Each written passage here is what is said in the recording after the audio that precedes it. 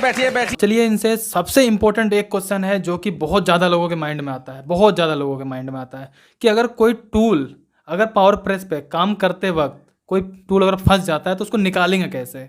अगर कोई लॉक हो जाए तो टूल को निकालेंगे कैसे? चलिए, इनके एक्सपीरियंस के बिहाफ पे ये जानने की पूरी कोशिश करते हैं।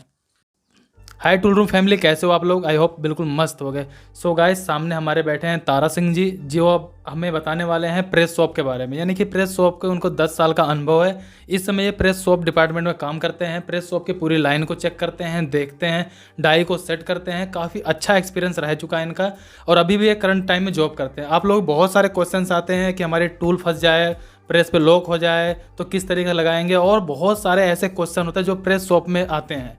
एक टूल लगाने से लेकर एक प्रोडक्ट को निकालने तक के लेकर, और चाबी को लेकर, मशीन के बारे में क्या क्या जानकारी चाहिए, XYZ हम सारे कुछ इनसे बात करेंगे, पूछेंगे, इनके एक्सपीरियंस को लेंगे, उनके एक्सपीरियंस को जानेंगे कि भाई इन्होंने क्या सीखा, क्या सिखाते हैं, क्या बताते हैं। बहुत सारी जानकारी हमें इनसे मिलने वाली है। प्लीज़ लगे रहिए, प्लीज़ वीडियो को एंड तक जरूर देखिएगा, बहुत कुछ नया सीखोगे आज, बहुत कुछ नया।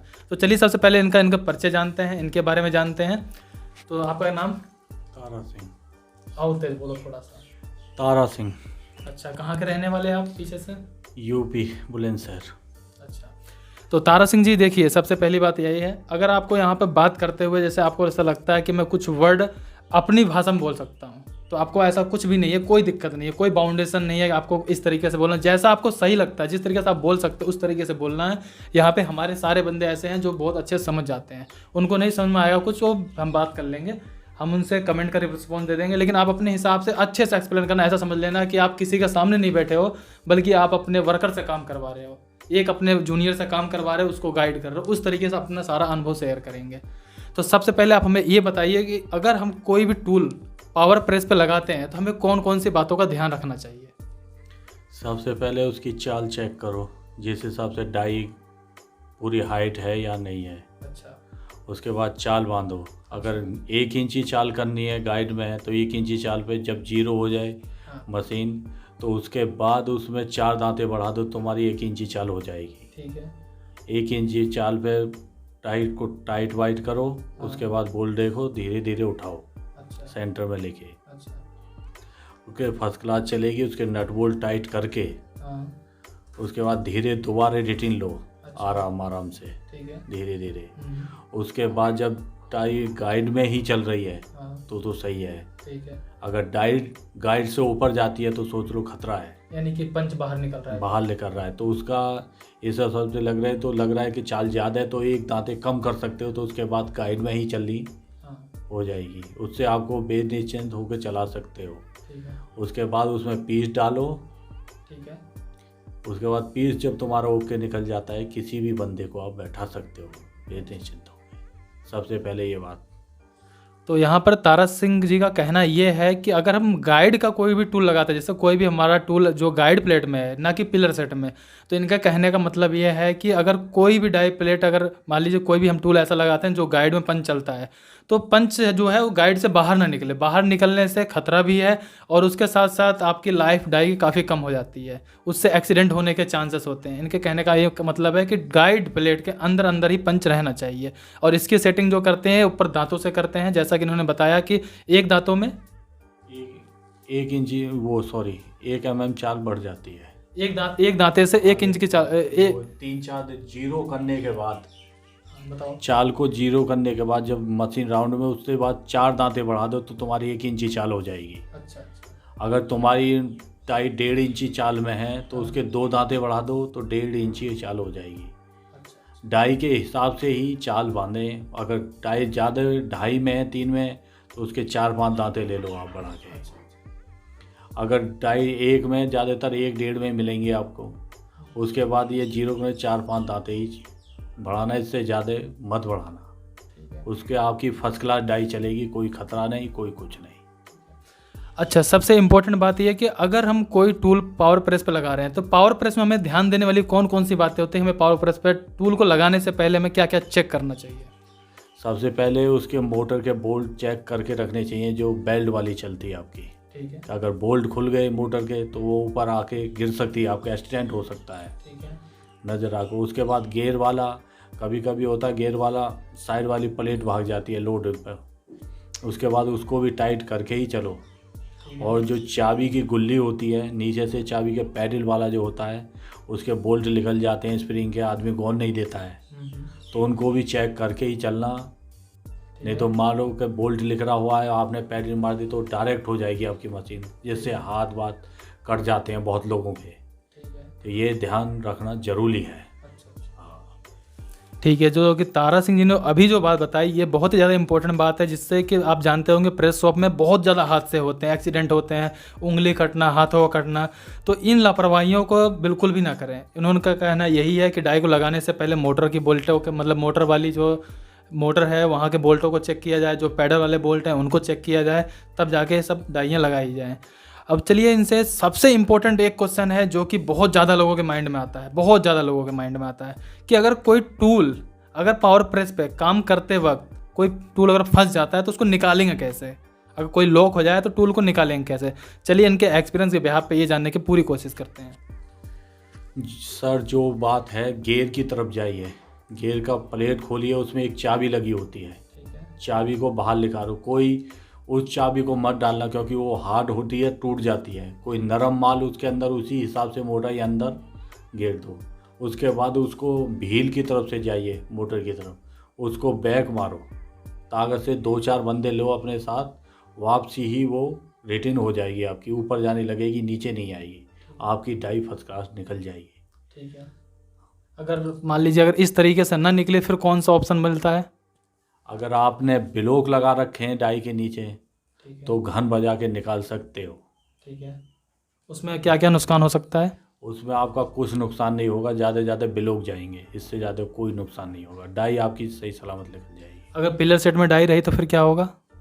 पिलर सेट में भी कोई दिक्कत नहीं आएगी, ज़्यादातर चाबी से ही उठ जाती है डाई। अगर ब्लॉक है तो ब्लॉक ठोक देंगे, नहीं तो काटनी ही पड़ती है उसके अंदर।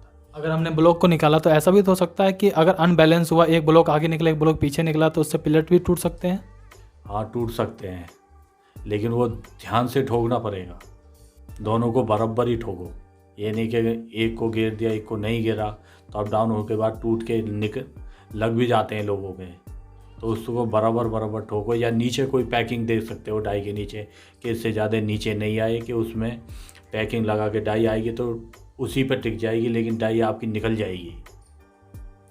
तारा सिंह ने जो बात बताई बहुत अच्छी बात बताई। इनका कहने का मतलब बहुत ही अच्छा मतलब है कि अगर नहीं निकलती है तो नीचे जो हम पैलेट ब्लॉक को लगाते हैं उस पैलेट ब्लॉकों को हम मतलब घन बजा के या हथौड़ा मार के चोट मार के उसको बाहर निकाल सकते हैं। लेकिन निकालते समय इस चीज़ का सावधानी रखें कि दोनों ब्लॉकों को एक साथ निकालें। उससे क्या होगा, डाई एक साथ बैलेंस के साथ नीचे आएगी और उससे पिलर सेट वगैरह नहीं टूटेंगे। और उसके साथ साथ मान लीजिए अगर आप 50 mm का ब्लॉक लगाते हैं तो उसके नीचे आप 40 mm कोई पैकिंग लगा दीजिए या आप 45 लगा दीजिए, जिससे क्या होगा 5 mm गैप होगा। जैसे ही वो ब्लॉक हटेंगे तो 5 mm बाद नीचे आकर टिक जाएगा, उससे आपकी डाई को लूज हो जाएगी और बाहर निकाल सकते हैं। उससे क्या अनबैलेंस नहीं होगा। इसके अलावा और भी बहुत सारे क्वेश्चंस हैं, चलिए और भी एक आध दो क्वेश्चन पूछते हैं। वैसे पावर प्रेस में कौन कौन सी तरह की चाबी लगती है इसमें? चाबी एक तो गुल्ली वाली एल वाली चाबी होती है, गियर की तरफ जो होती है उसे चाबी बोलते हैं। हाँ। और एक हैंडल वाली चाबी होती है जो आप स्क्रू को ऊपर नीचे करते हैं। ठीक है, ये 2 चाबी होती हैं। ज़्यादातर कहीं अभी अगर ट्राई के लिए जा रहे हैं तो लोग ज़्यादातर यही पूछते हैं कि इसमें चाबी कौन सी है। ज़्यादातर चाबी का मतलब 2 होता है, तो वो चाबी पूछेगा सुपरवाइज़र जो आपकी एल चाबी गुल्ली के ऊपर लगी रहती है, जो आपके स्टॉक लेती है। कन्फ्यूज हो के आदमी दूसरी चाबी को उठा के दे देते हैं, लेकिन ज़्यादातर सुपरवाइज़र यही पूछता है कि चाबी कहाँ है। तो ये अक्सर कहीं भी ट्राई के लिए जाते हो आप तो ये बताना, ये गुल्ली के ऊपर चाबी जो एल चाबी है उसको बोला जाता है चाबी। अच्छा, तो अभी लगभग हमने काफ़ी सारे क्वेश्चंस को पिक किया। आप लोग कमेंट कर ज़रूर बताना, हम तारा सिंह से दोबारा मिलेंगे, दोबारा बात करेंगे कि और क्या जानना है। फिर भी अभी हम चलते हैं, इनसे बात करते हैं इनकी तरफ से क्या रिकमेंडेड रहेगी, क्या ये चाहते हैं, क्या और अपना एक्सपीरियंस बताना चाहते हैं प्रेस शॉप के बारे में लेकर। और भी कुछ चीज़ें हैं जो कि मतलब इनको काफ़ी अच्छी नॉलेज रखते हैं, जैसे कि अगर एक कंपोनेंट को निकालते हैं, निकालने के बाद खुद से चेक कर सकते हैं, कुछ हद तक ये ड्राइंग को भी देख लेते हैं। अच्छा सर, क्या आपको ये पता है जैसे कि अगर आपके पास कोई टूल आता है, टूल में कोई प्रॉब्लम लगती है तो क्या आप अपने आप टूल को सही भी करवा सकते हो?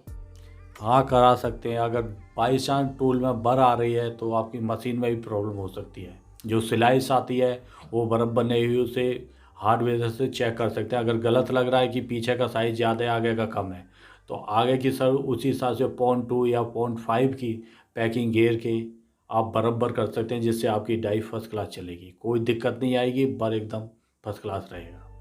अच्छा, एक सिंपल सा क्वेश्चन, अगर मान लीजिए हम ये कहते हैं कि हमारे किसी टूल में बर आ रही है, ठीक है, और बर एक साइड में आ रही है, यानी कि साइड मारना जिसे हम कह सकते हैं, तो ये ऐसा होता क्यों? अगर ऐसा होता है तो सही कैसे होता है?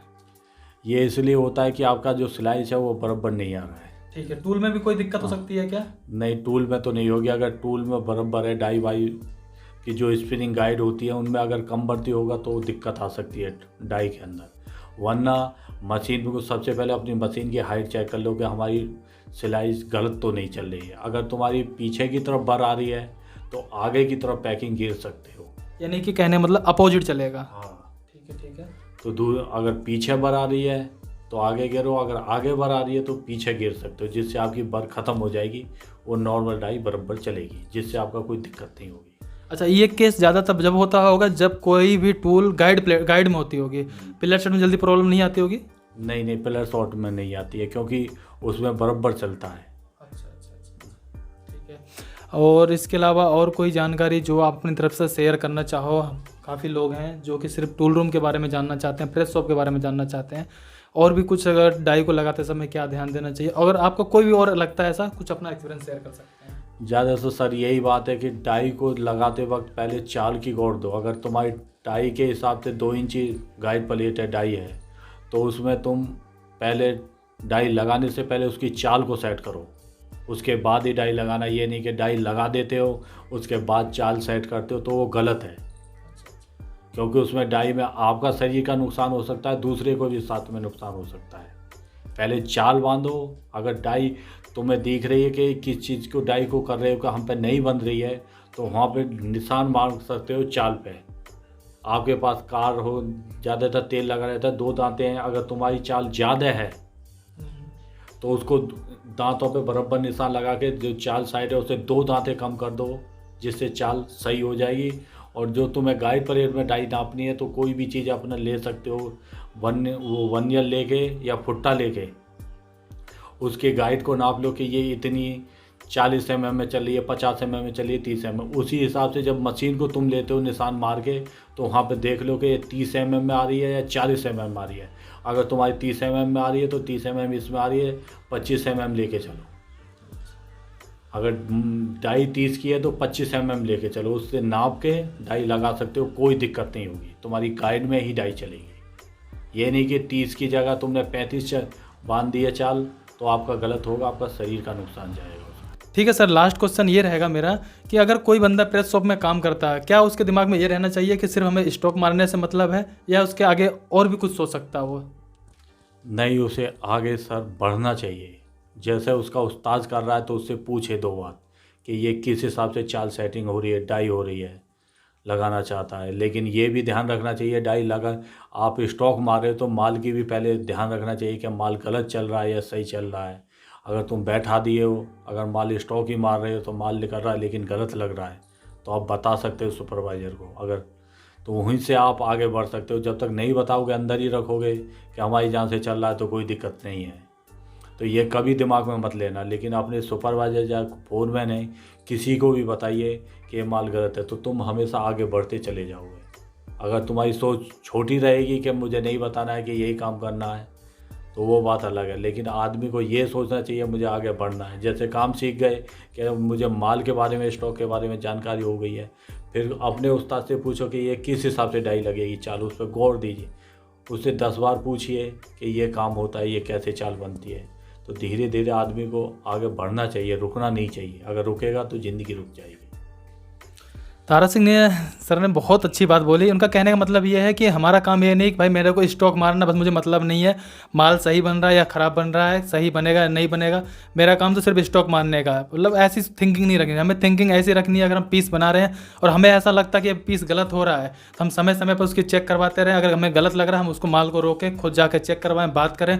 और अगर कोई काम प्रेस शॉप में हो रहा है या प्रेस पर कोई डाई लग रही है, अगर हम नए पर्सन भी हैं तो हमें इससे ध्यान रखना चाहिए कि भाई यहाँ पर टूल किस तरीके से लगाया जा रहा है, ताकि कल को मुझे लगाना पड़े तो मैं भी लगा लूँ। यानी कि ग्रोथ आपकी इसी तरीके से हो सकती है। आज आप डाई सेटर हैं, आज आप टूल पे स्टॉक सिर्फ लगा रहे हैं, प्रेस पे स्टॉक लगा रहे हैं, कल को आप डाई लगाना सीखेंगे, मतलब पीस को चेक करना सीखेंगे, मतलब धीरे धीरे करके आपकी ग्रोथ होती जाएगी। इसी तरीके से अगर आपके थिंकिंग मतलब आपकी सोच छोटी रहेगी, नहीं सर मेरा सिर्फ स्टॉक मारना, मुझे कोई मतलब नहीं, मुझे कोई जिम्मेदारी नहीं लेनी, तो बंदा नीचे आता रहेगा, बढ़ नहीं सकता। इनका कहने का सेंस यही है। तो लास्ट टाइम हमारे दोस्तों से कुछ कहना चाहोगे?